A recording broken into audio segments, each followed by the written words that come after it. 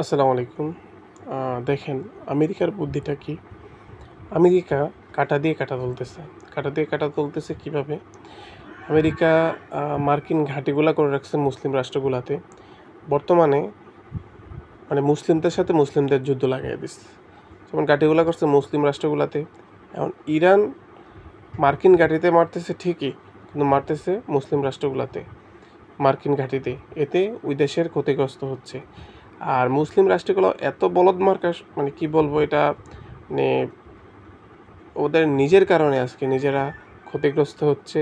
Plus হলো গিয়ে আগামীতে সবগুলা মুসলিম রাষ্ট্র, এটা অবশ্যই হবে, আজকে হোক বা কালকে হোক বা পরশু হোক, মুসলিম রাষ্ট্রগুলো নিজেদের কামড়াকামড়ির কারণে, এই যে দেখছেন সৌদির যুবরাজ, এ তো আরেক কুকুর। এই কুকুরগুলোর কারণে, এই শুকরগুলোর কারণে আজকে মুসলমানদের এই অবস্থা, সাধারণ মুসলমানদের এই অবস্থা, বা যারা আসলে মুসলমান, যারা মুসলিম, সত্যিকারের মুসলমান নামে নয়, তাদের আজকে এই দুর্দশা। তবে ইনশাআল্লাহ আস্তে আস্তে সময় যাবে, ইনশাআল্লাহ মুসলমানদেরই বিজয় হবে। আর অবশ্যই সিংহভাগ মুসলিম পৃথিবী থেকে বিদায় নিবে, এরপর মুসলমানদের বিজয় হবে।